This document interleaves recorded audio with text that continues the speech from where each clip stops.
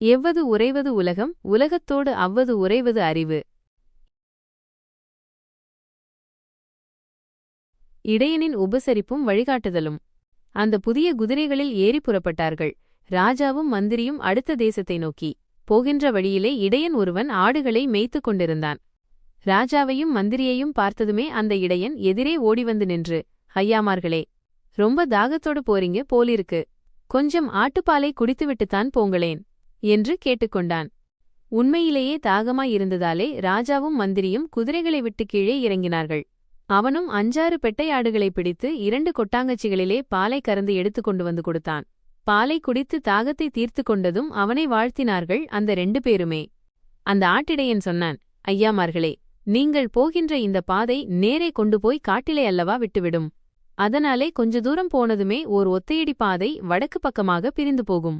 அந்த வழியாக போனீங்கன்னா வாழையூரை போய் அடையலாம் என்றான். ரொம்ப நன்றியப்பா என்று சொல்லிவிட்டு மீண்டும் புறப்பட்டனர், தத்தம் குதிரைகளின் மீது ஏறி. காளிக்கோயிலில் ஓய்வும் கொள்ளையர் வருகையும். வாழையூரை போய்ச் சேர்ந்திட்டபோது பொழுதும் அடங்கிவிட்டது. ஊர் எல்லையிலே ஓர் காளிக்கோயில் இருந்தது. அந்த காளிக்கோயில் முகப்பிலே கொண்டு போய் குதிரைகளை நிறுத்தினார்கள் இருவருமே.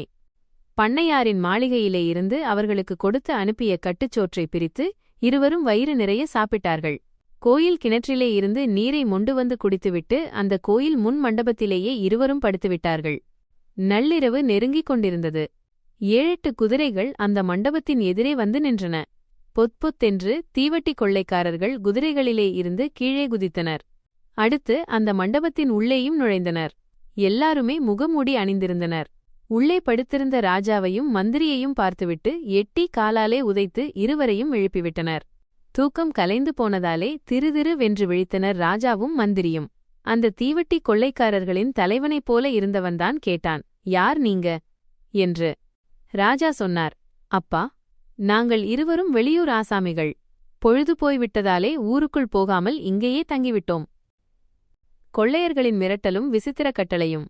இப்படி ராஜா சொன்னதுமே, இதோ பாருங்க, நாங்க இன்று இரவு அரண்மனையிலே போய் கொள்ளையடிக்கப் போகிறோம். நீங்க 2 பேரும் எங்களோடு வந்தாக வேண்டும் என்று கட்டளையிடும் பாவனையிலே சொன்னான் அந்த கொள்ளைக்கார தலைவன். அப்பா, நாங்கள் இருவருமே இந்த மாதிரியான தொழிலையெல்லாம் செய்திடும் பழக்கமில்லாதவர்கள் என்றார் ராஜா பரிதாபமாக. அந்த கொள்ளைக்கார தலைவன் சிரித்துக்கொண்டே சொன்னான், எந்த தொழிலையும் செய்திட பழகிக் கொள்கிறவன்தான் அறிவாளி என்று. பிறகென்ன? தீவட்டி கொள்ளைக்காரர்கள் அவ்விருவரையும் கட்டாயப்படுத்தி குதிரைகளிலே ஏற்றினார்கள். வேறு வழியில்லாமல் போனதாலே ராஜாவும் மந்திரியும் அவர்களுடனேயே புறப்பட்டு போக வேண்டியதாகிவிட்டது. அப்போது கொள்ளையன் வைத்த நிபந்தனை. பாதி தூரம் போனதுமே அந்த கொள்ளை கூட்டத்து தலைவன் சொன்னான், இதோ பாருங்க, உங்களிடத்திலே இருக்கிற அந்த 1000 பொற்காசுகளையும் என்னிடத்திலே கொடுத்துவிட்டால் போதும். நீங்க 2 பேரும் எங்களுடன் வரவேண்டியதில்லை. இப்படியே திரும்பி போய்விடலாம். இப்படி அவன் சொன்னதுமே அப்படியே தூக்கி வாரி போட்டுவிட்டது ராஜாவுக்கும் மந்திரிக்கும். பண்ணையாரிடமிருந்து பொற்காசுகளை நாம் பெற்றது பற்றி இந்த கொள்ளைக்காரனுக்கு எப்படி தெரிந்தது? இதுதான் ராஜாவுக்கும் மந்திரிக்கும் ஏற்பட்ட சந்தேகமாகும். மர்மத்தை உடைத்த கொள்ளைத்தலைவன்.